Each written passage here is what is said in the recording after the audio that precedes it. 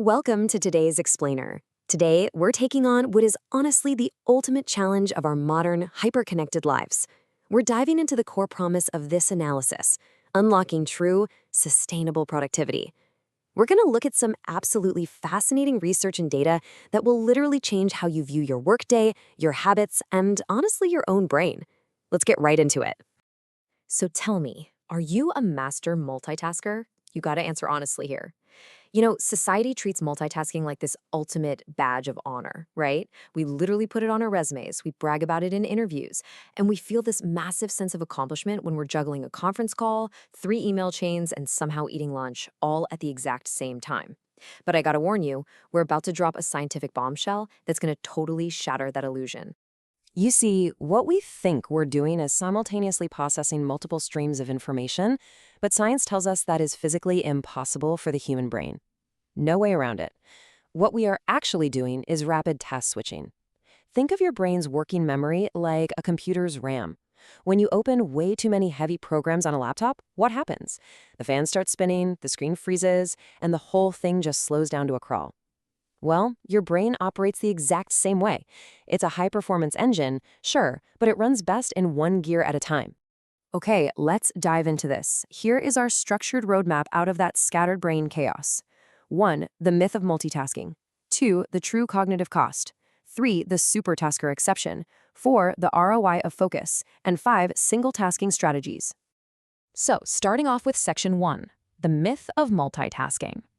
How exactly did we get here? Well, the modern digital workplace has completely normalized a fragmented approach to our attention. We've built an environment that constantly demands we look in 5 directions at once. Just think about this. The average office worker checks emails 74 times a day. They switch tasks every 3 minutes. You're writing a report, your phone buzzes. You check an email, a colleague instant messages you. You jump to a new browser tab, you completely forget what you were even writing, and your brain gets a tiny, addictive hit of dopamine for every single new distraction. It's this chaotic, breathless, totally overwhelming reality, and it is literally training our brains to crave constant interruption instead of deep, meaningful work. Which brings us to Section 2, the true cognitive cost. Now we're pivoting away from just our cultural habits and looking at the hard, undeniable neurological reality of what's actually happening inside your head. Psychologists and neuroscientists refer to this as a cognitive bottleneck. Your prefrontal cortex, that's the part of the brain responsible for executive functions like decision-making and focus, literally gets overwhelmed. Your brain processes actions in a see, think, move loop. And the catch is, it can only engage in the think or cognition phase of one single task at a time. So when you try to multitask, your brain forces those phases to line up in a queue. It causes your working memory to strain as it constantly unloads the rules of one task just to load up the rules of another. And here is a really punchy data point that comes from that bottleneck: 40%. Attempting multiple tasks simultaneously slashes your productivity by up to 40%. On top of that, studies from Stanford and Harvard show that participants who constantly multitask take way longer to complete their work and make significantly more errors. So you are literally burning extra mental energy just to do worse work. But wait, it actually gets more painful.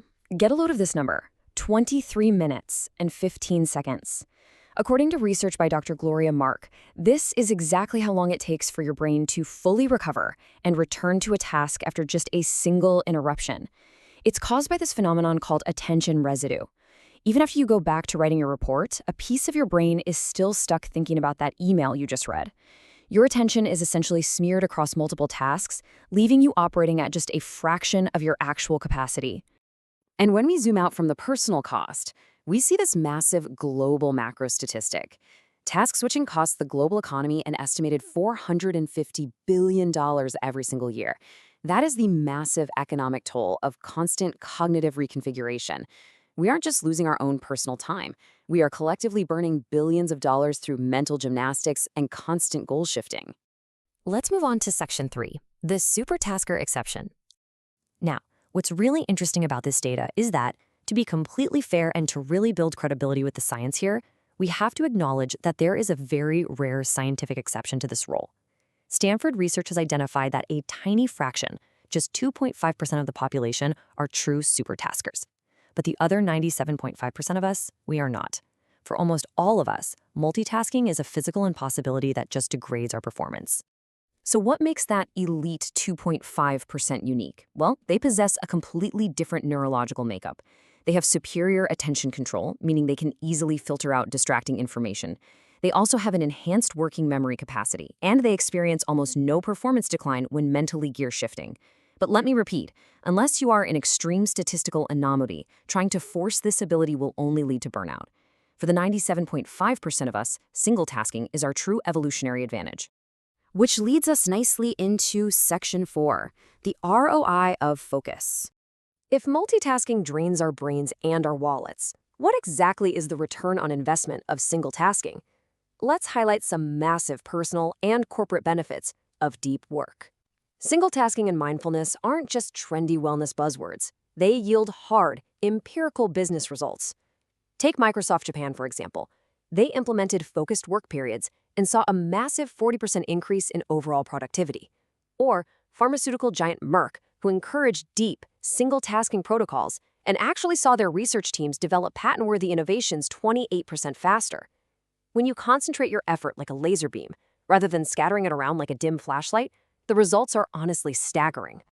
I want to break up the data for a second with an aspirational quote from entrepreneur Tim Ferriss. He says, "Being busy is a form of laziness, lazy thinking and indiscriminate action." And this brilliantly illustrates how true productivity requires deliberate focus. Being in constant motion absolutely does not mean you are moving forward. Single tasking requires the self-discipline to stand firm in your choices and commit to executing one single thing excellently. Let's transition to our final part, Section 5, Single Tasking Strategies. So how do we actually do this? Let's take a collective breath, slow things down a bit, and look at the practical, actionable strategies you can use today to build your own sanctuary of focus. A really great starting point is the Pomodoro method.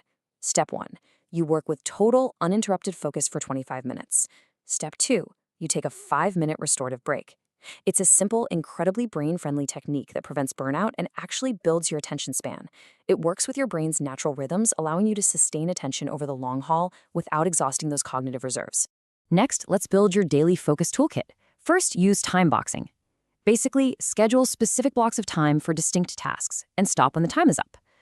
Also, try to identify just one most important task, or MIT, each day to anchor your focus. And crucially, create a distraction-free digital environment. You have to disable those non-essential notifications. These techniques basically act like an external hard drive, holding your boundaries in place and massively reducing your cognitive strain. And the really beautiful thing about all of this is that the benefits bleed into every single area of your life. Single tasking physically lowers your stress cortisol. It gives your mind the spaciousness required to actually increase creativity. And think about your communication.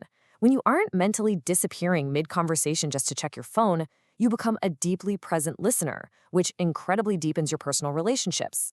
This matters for your mental well-being and your overall happiness, just as much as it matters for your workplace output. So, what does this all mean? The crucial point is this: your attention is your absolutely most valuable currency. And I want to end this explainer with a final provocative thought for you to carry with you. What is the one thing you will focus on tomorrow? Not 5 things, not 3, just 1. I highly encourage you to reclaim your time, embrace the power of singular focus, and just watch the quality of your work and, really, your life completely transform. Thanks so much for joining me for this explainer, and happy single tasking.